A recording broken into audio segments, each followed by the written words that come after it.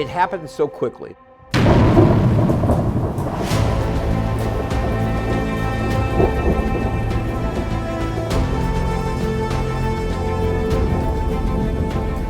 And I'd seen the water change over the seasons quite a bit, but nothing like I saw in February 1996.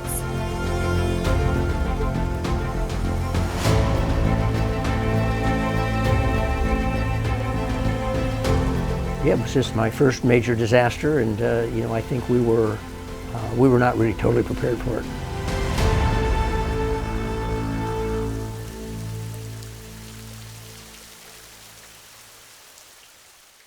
My name is John Kitzhaber. I was the governor of Oregon from 1995 until 2003, and so I was in office during the Great Flood of '96.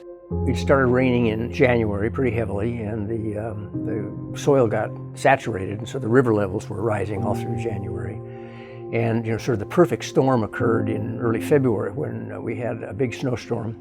Then it froze and snowed again, so there's a lot of snow sitting on top of the ice, basically. And then we had a Chinook wind that came through and melted it all. So the rivers are already full, and that created the circumstances that led to the flood. Les Miller. I was the chief of emergency management branch at the time of the flood, and in November of 1995, we had a very serious flood event, but it barely touched us. It hit mostly the Seattle district and up north. My emergency operations center chief calls me and says, "Les, get your butt down here. This event has shifted south." The dynamics of our geography and the play off the ocean, you just don't know. I am Selena Hart, and I was a senior in high school. I lived in Estacada, and I lived right on the river and living there since I was in grade school. I remember it being really cold, and then we had some rain event come in, and the river levels kept rising, as they had in the past, which we were familiar with. But they kept rising and kept rising to a point that we actually had to leave our house. We had to evacuate. The Corps, with all of its flood control operations, was doing everything it could to balance what was coming down the Columbia and the Willamette River and all the minor tributaries that we had dams on. A lot of it was providing technical assistance. How could the local officials deal with the situation better? Did they need resources like sandbags, pumps, so we could move those supplies and equipment to where we needed to in short order? We moved over 1 million sandbags out of Southern California and brought them up and put them in our dams and in our navigation warehouses along the coast, whether it was down in Coos Bay or at Astoria, so that they were pre-positioned close to where they would be needed. We almost emptied everything during that event. The whole neighborhood was underwater at various depths. A lot of landslides and just high water levels just all over the place.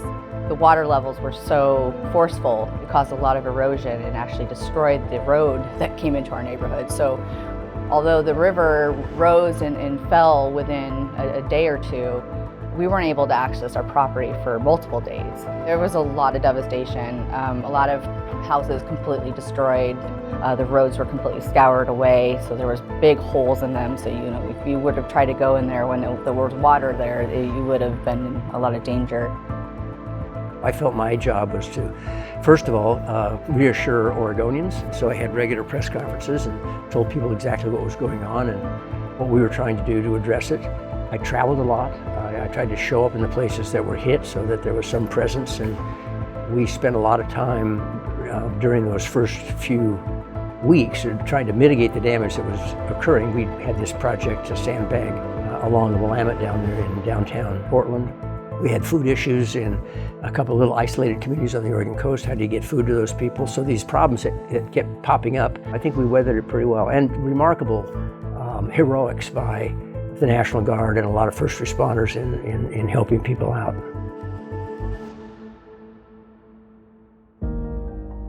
What was so amazing is just having the community come together, because everyone was really trying to support each other.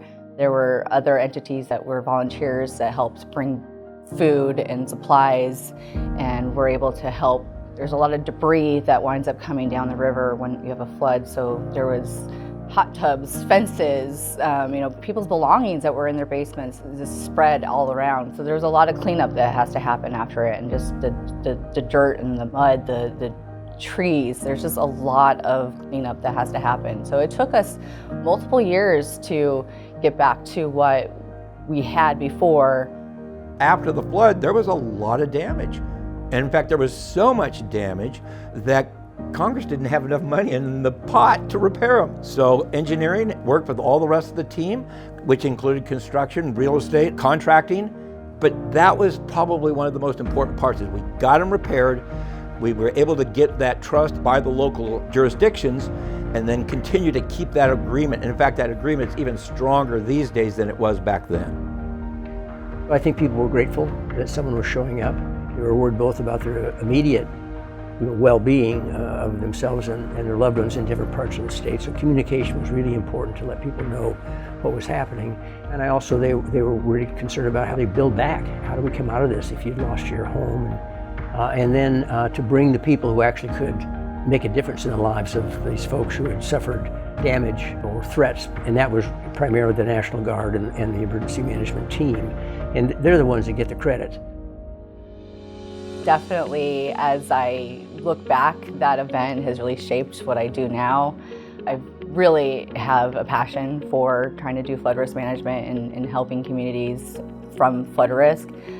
I was in school, so I was a senior in high school. I went to school the next day, but I was full of adrenaline and wanted to see what was going on. It was a precursor to my career now. I took my parents' car and drove around and looked at the river systems, and so I was able to go up and see what was going on in Clackamas in Oregon City, where the falls looked like they were flowing backwards. They were so high. I've never seen the falls that high before.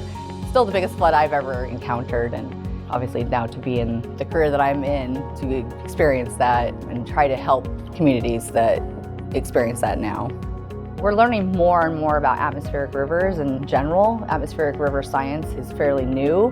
We're actually doing a study here at the Portland District looking at atmospheric rivers and those forecasts and how can we manage even better if we can. And so we're really excited to better understand atmospheric rivers and the impacts to our communities.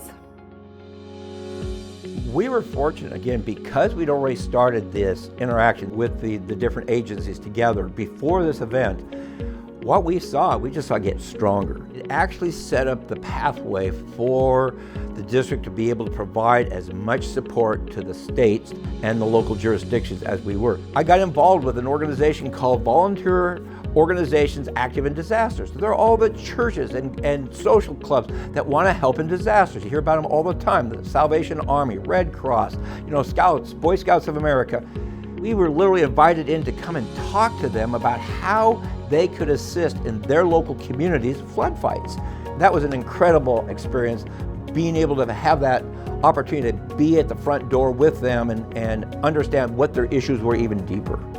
What I felt when I went to these communities was this sense of general empathy and compassion for one another, which I think always comes out in natural disasters. I'll always remember that, and I will always believe that that is something that's inherent in all of us, and I think we need to remember leaning on that as a choice.